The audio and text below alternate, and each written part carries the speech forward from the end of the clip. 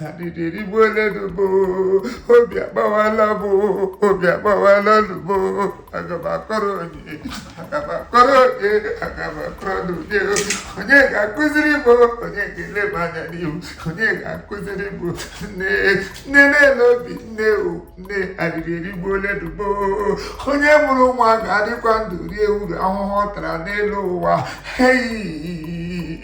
We be wole bo, we be wole bo, we be wole bo, we be wole bo, we be wole bo, adidiri wole bo, hey.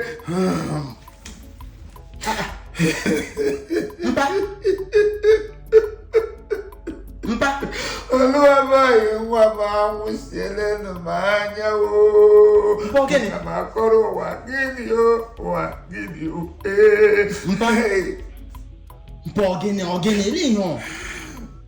Ano mungugbu anọkwa m ugbu a mepekwa fonu mo meseji ahụ ị ga-alata ahụ ị ga ya wuru Emmanuel nwa ihe dị ọha kebi na USA.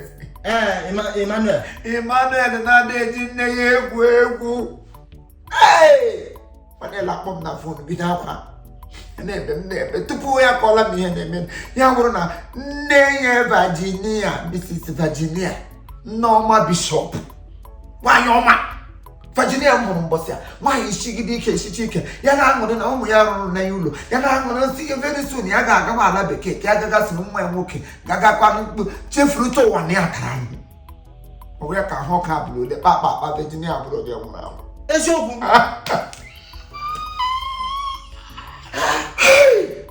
onwe mmadụ ihe Onwe mmadụ ihe ọ bụrụ sọ ụmụ ma ihe nwere ndị ọ na-ekwesịghị igbu on time.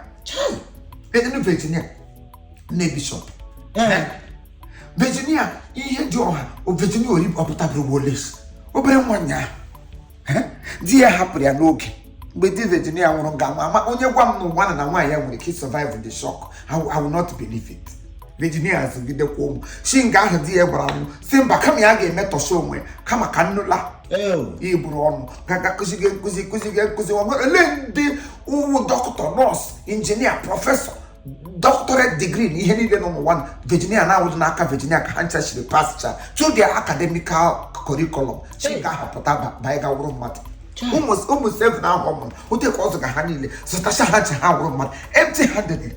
Oru mgbe Bishop bịara n'obo owe ebe ka anyị sị ele onye a ga-eshi ezi nne chefu igbo m ntuli aka elu si I know one person otu echiri m na akwụkwọ nsọ mgbe asị ele onye m ga-eziga n'ụwa nna m ji etuli aka elu si ya nna m na-ekwe m ziga m ntuli aka elu si Bishop I know one woman precious and then righteous and then worthy of emulation.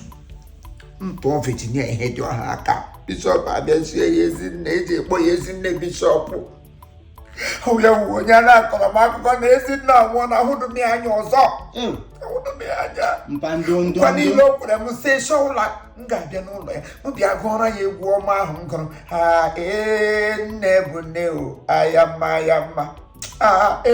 ezi nne bụ nne aya mma onye nwere nne ya biko lezienụ nne ya anya onye nwere mama ya biko lezie ya anya maka nne amaka nne tara afụfụ n'ụwa zụọ bụ nne dị ụtọ n'Emmanuel bụ ezi nne Mmesoma onye ga-ebere bụ ezi nne m nne dị ụtọ Nneọma nwanyị chegide si m ga-abịa gọrọ egwu na amamso gide nọruwo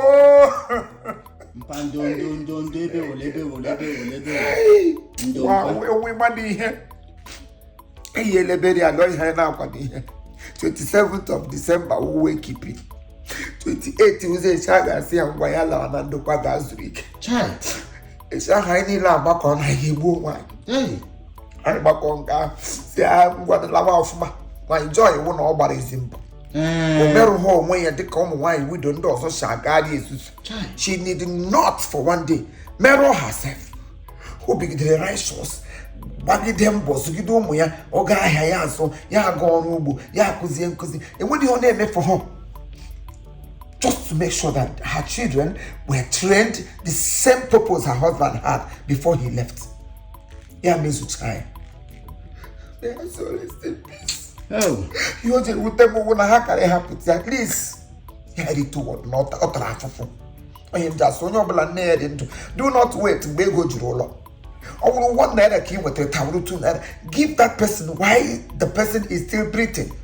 Oh, they show one I get you up in here, make a little chinek and no more.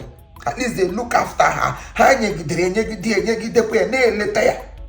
till you reach someone. She has nothing to regret. May heaven accept her so. Chineke na biko. Onye ọbụla tara afụfụ n'ụwa na-ekwekwe ya ka o rie uru tupu ya na-anwụ. Ebe ole ndo. Sorry. Ịma n'obodo ha n'ebe a na-eme ebe emegide n'obo. N'obo. O ebe a gaji ime. Hell, Chineke na. Ụmụ